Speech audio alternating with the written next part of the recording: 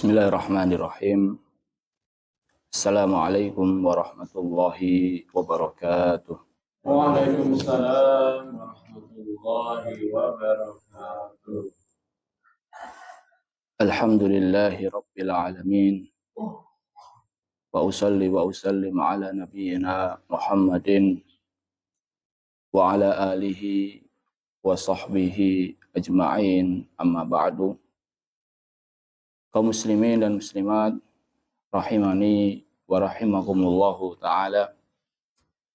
Pada kesempatan pagi yang berbahagia ini, marilah kita senantiasa bersyukur kepada Allah Azza wa Jal atas limpahan nikmat yang Allah Ta'ala berikan kepada kita, sehingga pada kesempatan pagi hari ini kita bisa kembali at-tafaqquh fiddin, mempelajari ilmu agama dengan membaca hadis-hadis Nabi Shallallahu Alaihi Wasallam yang dikumpulkan oleh Al-Imam Abdul Ghani Al-Maqdisi rahimahullah ta'ala di dalam kitab beliau Umdatul Ahkam.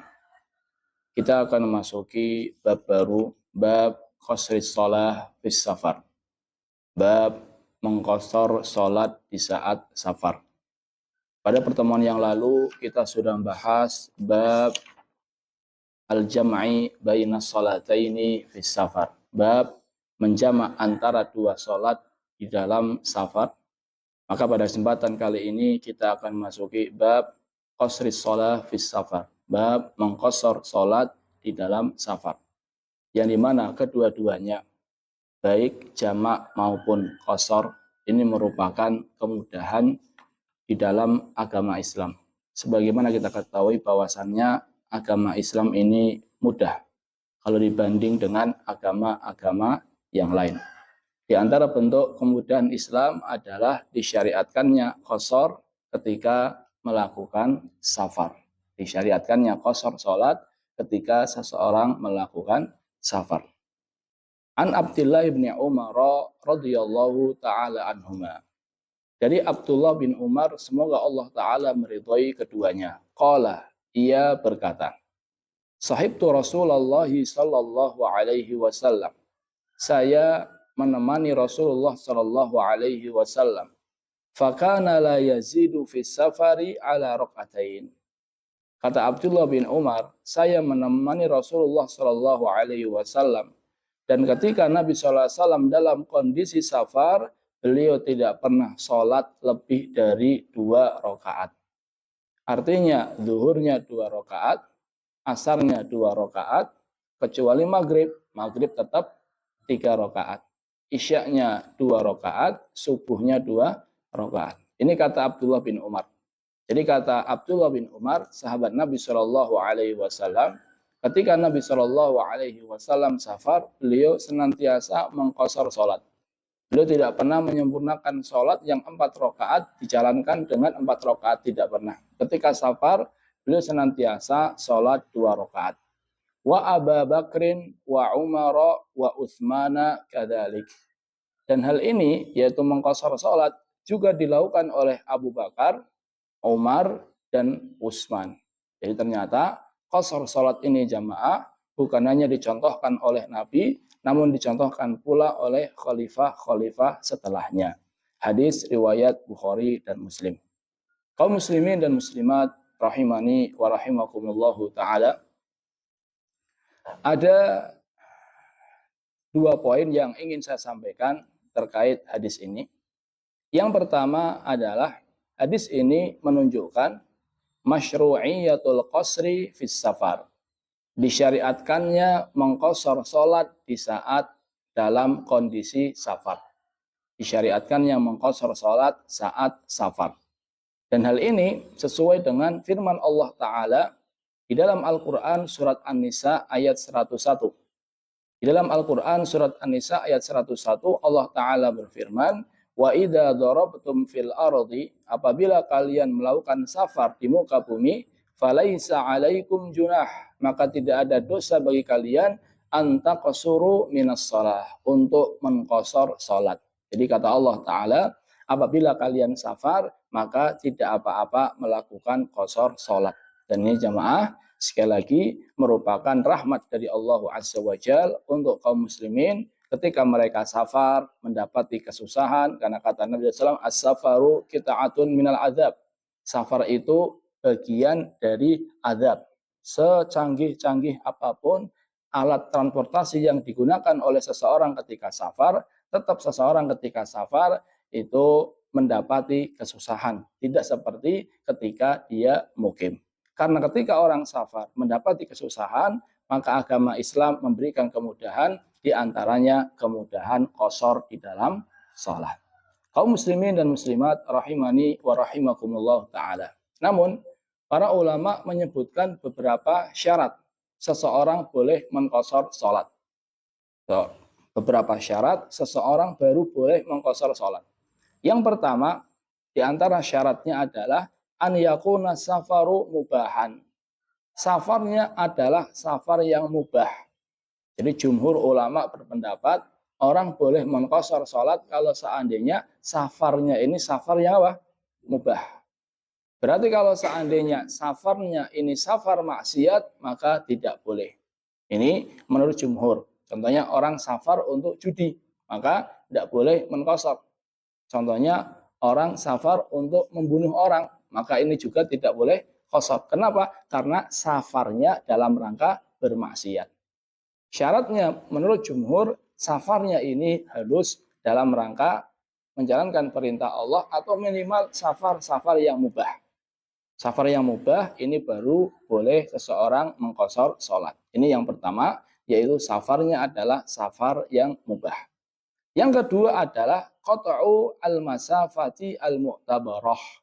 Safarnya telah mencapai jarak yang telah ditetapkan oleh syariat. Jadi safarnya adalah safar yang memang telah mencapai jarak safar.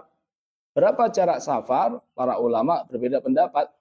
Di antara pendapat yang mudah bagi kita untuk menggunakannya adalah 4 burud. 4 burud itu 16 farsah. 16 farsah itu setara dengan 48 mil. 16 farsah. 16 farsah setara dengan 48 mil. 1 mil itu kurang lebih 1,6 kilometer. Berarti kalau seandainya kita mau buat ke kilometer, kurang lebih 76 sampai 80 kilometer. Ini jarak safar. Berapa jamaah? 76 sampai 80 kilometer. Ini menurut pendapat sebagian para ulama. Jadi kalau seandainya kita dari Pekalongan atau dari Bojong, ya Cirebon sudah masuk Pak ya. Brebes sudah masuk belum Pak?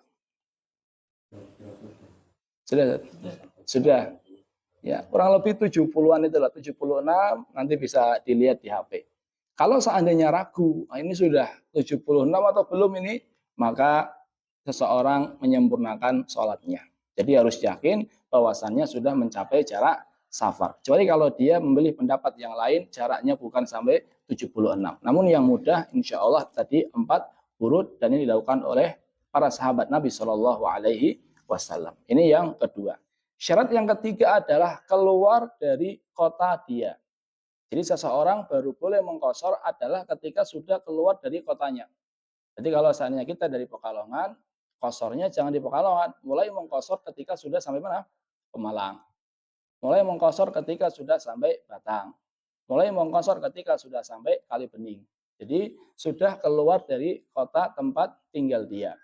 Kenapa demikian? Karena kalau seandainya dia belum keluar, maka dia belum disebut sebagai musafir. Sehingga tidak tidak berhak bagi dia untuk mengqashar sholat. Pertanyaannya, kalau seandainya sudah mau safar ke Jakarta, kemudian sampai di Pemalang dia qashar. Setelah qashar, ada agenda lain yang menjadikan dia tidak jadi safar. Sudah diqashar, sudah dijamak lagi, kemudian nggak jadi safar ke Jakarta. Balik lagi Pekalongan. Gimana jamaah? Sholatnya diulang atau lanjut?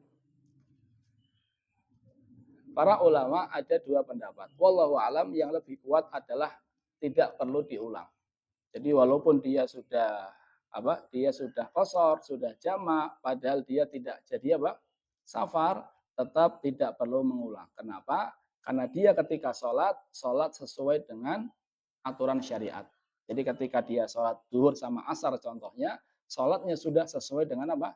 Syariat. Dia safar, dia boleh mengqashar, dia boleh menjamak. Adapun setelahnya lah kalau ada uzur lain menjadikan dia tidak jadi safar, maka sholatnya tetap dianggap sah, maka tidak perlu diulangi. Ini poin yang pertama, disyariatkan ya safar dan ada 3 syarat. Yang pertama, safarnya adalah safar apa? Mubah.